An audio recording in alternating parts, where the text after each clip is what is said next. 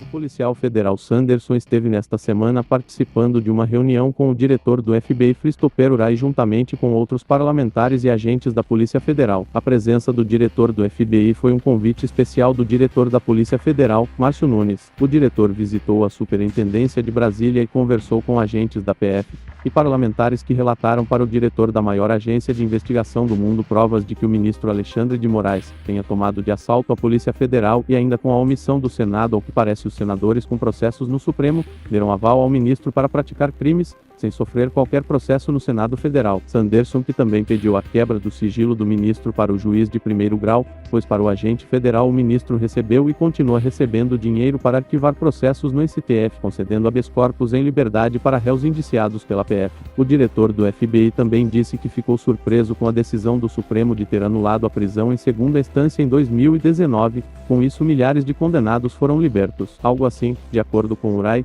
põe em risco a ordem e a segurança pública ao soltar bandidos que são réus, devidamente processados e indiciados. Wray disse para Sanderson que o FBI vem monitorando o Supremo Tribunal Federal desde 2019, nas sucessivas vezes que os ministros estiveram julgando processos nos quais colocou em xeque o sistema acusatório e o devido processo. Com a prisão de deputado e jornalista pelo fato de terem criticado a corte, o diretor do FBI disse que isso abre uma crise institucional, já que não compete aos ministros do Supremo instaurar inquérito criminal.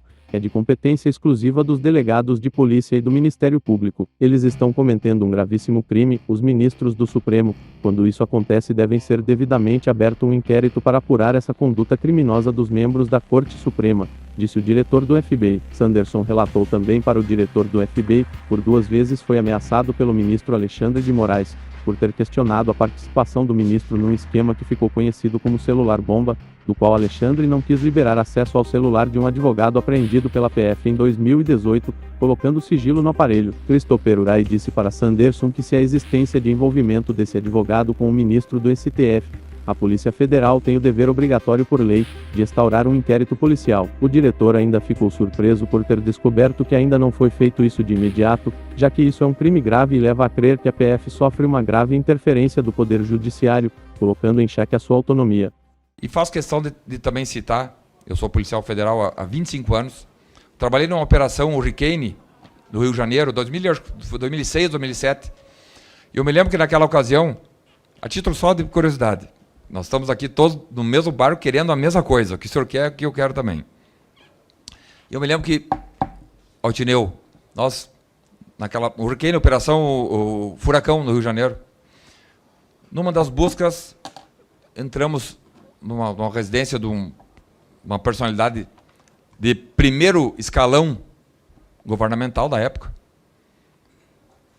Eu diria, como diz lá no Rio Grande do Sul, uma pessoa de cola fina, de fino trato, escolada, que teve toda a educação possível, inclusive no exterior, nesse caso. E ele dizia, não, vocês são arbitrários, estão invadindo a minha casa, e nós com ordem judicial, obviamente. E aí nós não, o senhor não se preocupe, nós vamos fazer o nosso trabalho, cada um tem um papel a cumprir, o nosso papel vai ser cumprido, né? Iniciamos o trabalho e esse senhor continuava renitente, inclusive recalcitrante, eu diria, no dizer policial. Aí fizemos o nosso trabalho, abrimos lá uma parede, encontramos mais de R$1 milhão em dinheiro vivo dentro da parede desse sujeito. E ele dizia, não sei, esse dinheiro não é meu. Eu comprei essa casa, está aqui o contrato. Aí depois, a título de curiosidade, presidente, eu acompanhei lá, o inquérito policial encerrou, houve a denúncia do Ministério Público, chegou a fase de sentença, ele foi condenado, enfim. E eu vou ler as alegações finais do advogado desse sujeito. Pois nas alegações finais ele disse exatamente o que naquele dia nós percebemos, não, que ele era inocente. Ele continuava dizendo que era inocente, que tinha sido entrujado aquele R$1 milhão dentro do closet do quarto dele, que ele não sabia do dinheiro.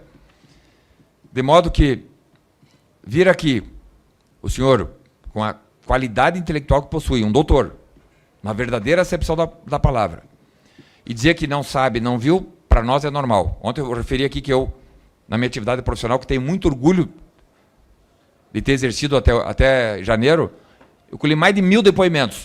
Muito raramente eram cenas delações, a não ser nas delações, uma testemunha ou o mesmo interrogado vai confessar. Muito raramente. Quase, eu diria que não dá 1%, porque no direito brasileiro, o cara que confessa, pelos advogados, é chamado de otário, né? Não tem por que confessar. Obviamente que o senhor não viria aqui para confessar.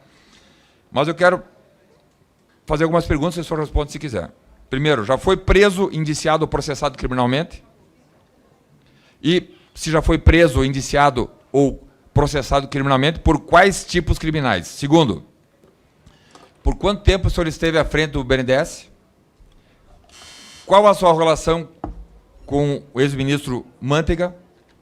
Qual a sua relação com o ex-presidente da casa aqui, chamado Marco Maia, lá do Rio Grande do Sul, deputado federal, Marco Maia, que foi presidente dessa casa 2011 e 2012, se conhece, não conhece, amigo, inimigo. Para concluir, deputado. Joesley Batista, confessou à Polícia Federal e ao Ministério Público Federal que Mantega costumava ser generoso com empresas de suas relações. O senhor, e eu aqui não tenho o dado exato por quanto tempo ficou à frente do BNDES. Qual seria o motivo de Joesley Batista ter dito que Mantega era um homem generoso com algumas empresas, dentre elas JBS e Odebrecht? E para finalizar, presidente, desculpa já, mas era importante eu fazer essa referência, eu estou aqui, sim, né, nós nos dividimos em 3, 4 comissões, mas fazer o quê? Por que tanto dinheiro público? Porque outros países possuem bancos públicos de fomento, ok? Mas por que tanto? E aí está a palavra, por que tanto dinheiro público foi aportado a empresas como JBS e Odebrecht, sem quaisquer critérios de retorno, sejam retornos econômicos ou sociais?